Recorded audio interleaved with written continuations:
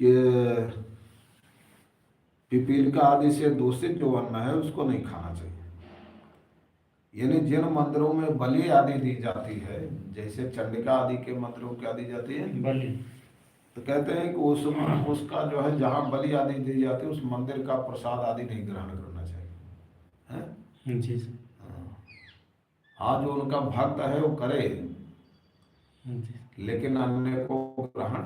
नहीं कर। जैसे आसाम में कामाख्या देवी है, तो वहाँ तो प्रतिदिन बलि भैंसा और बकरे काट कर 4 भैंसा 3 बकरा शायद, या 3 बकरा 4 भैंसा 7 को रोज काट कर चढ़ाते हैं उसका गला।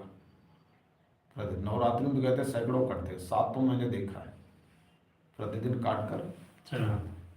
तो जिन मंदिरों में पशुओं की बलि दी जाती है उस मंदिर का प्रसाद आदि नहीं लेना चाहिए, कोई चीज ग्रहण नहीं करना। हाँ, जो उसके भक्त वो करें।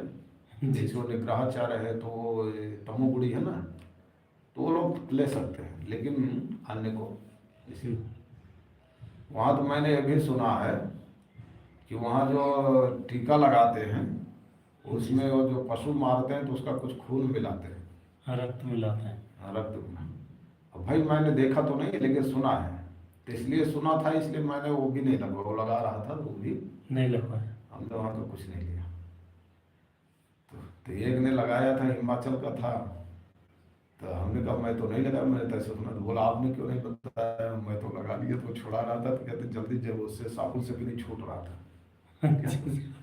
तो कहने का तात्पर्य है कि वहाँ का तिलक लगाना, कहते हैं गुरु जी जो लगाने के बाद फिर एक ऐसे मिटाना नहीं चाहिए। अरे मिटाना क्यों नहीं चाहिए, जब भूल से लगा लिया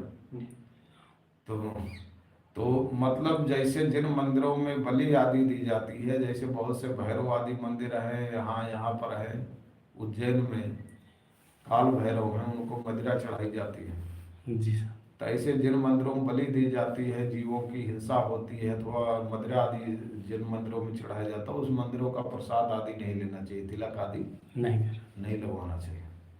तो इसलिए यहाँ एक व्रत के नियम है।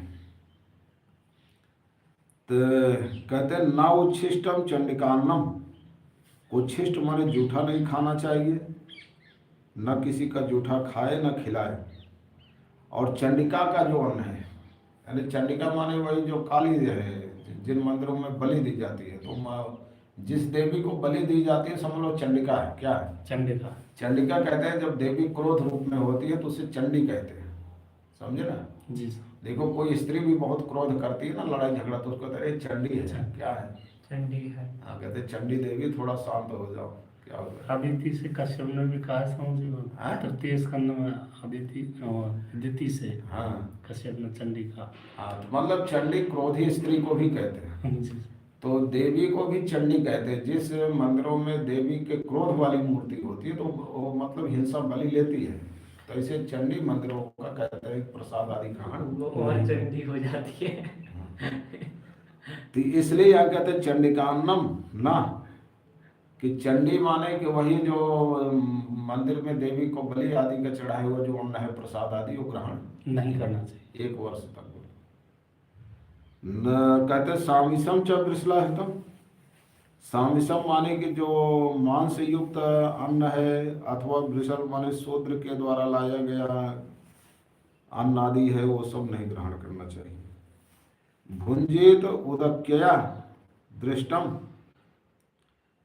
कहते हैं कि उदक्या कहते हैं रजस्वला, कि रजस्वला स्त्री के द्वारा जो चीज देख लिया गया, यानी जिस वस्तु पर रजस्वला स्त्री की दृष्टि पड़ गई उसको भी खाना नहीं चाहिए।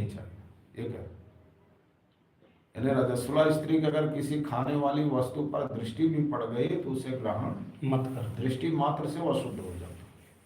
लेकिन आजकल तो बनाकर खिला रहे हैं, कोई मानते ही नहीं, कोई पूछते। तो यहाँ लिखा है ना उदकिया दृष्टम न भुंजित, उदकिया मैंने रजस्वला स्त्री के द्वारा जो रजस्वला स्त्री की जिस पर दृष्टि पड़ी है ऐसे वह वस्तु को खाना नहीं चाहिए।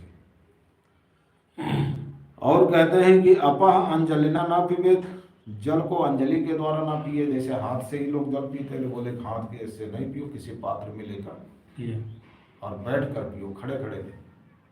जो खड़े खड़े पीते हैं वो कुछ दिन में रोगी हो जाते हैं, उनके हाथ पैर में दर्द आदि हो जाता है।